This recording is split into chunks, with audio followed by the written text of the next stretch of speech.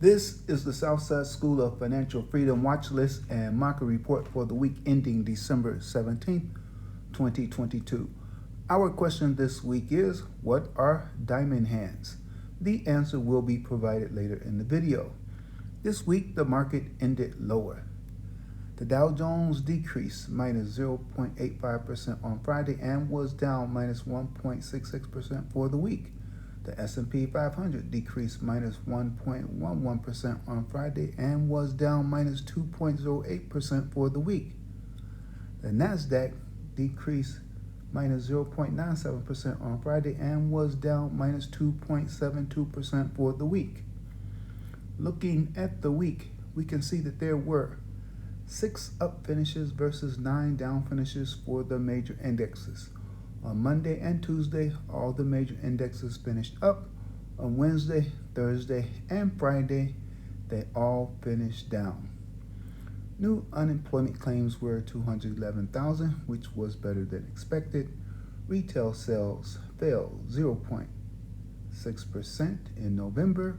Consumer prices rose 7.1%. Mortgage rates dropped after the CPI report.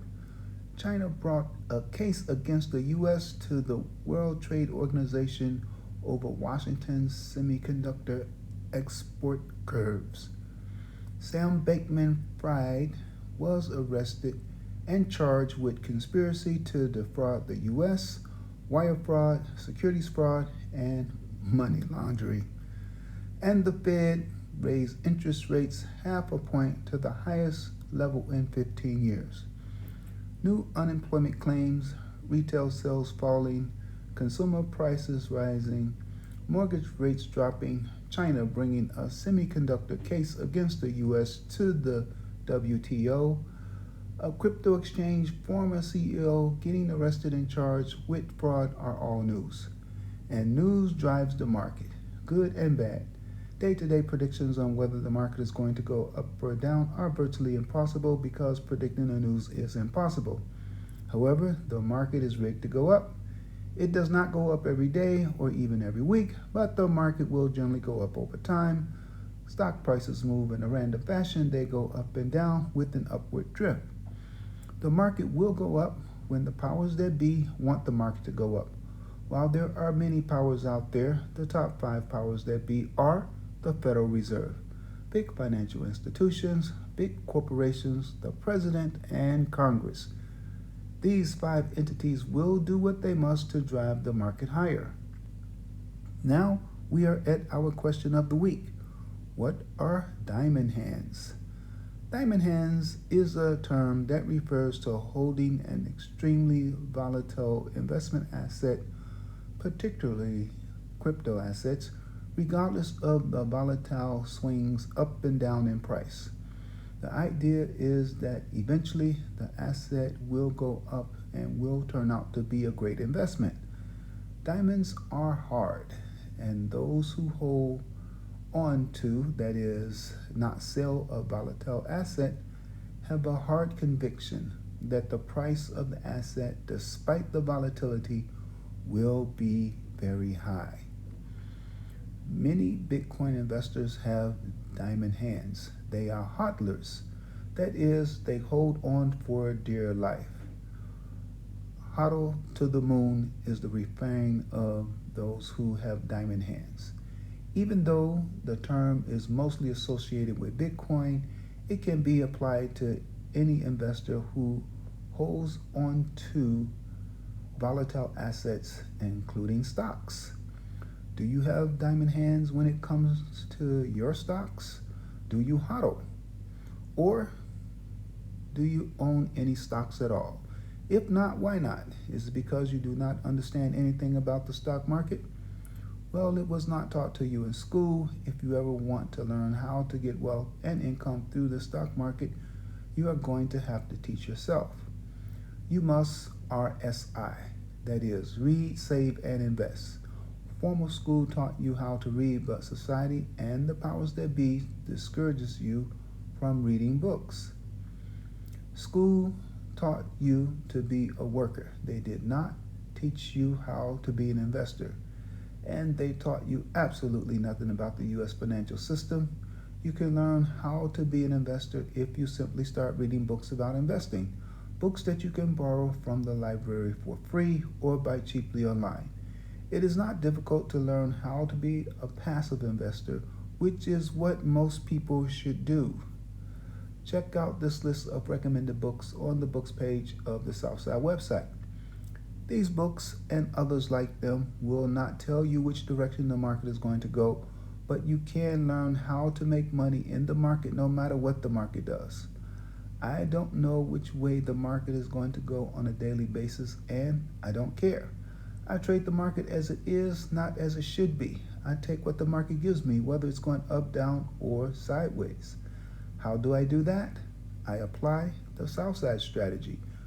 You can learn more about the Southside trading strategy at southsideschoolofinancialfreedom.com. Here is the Southside trading watch list from the week ending December 17, 2022. The strongest performer on the list this week was Editas Medicine Incorporated, ticker symbol EDIT. It's in the first column.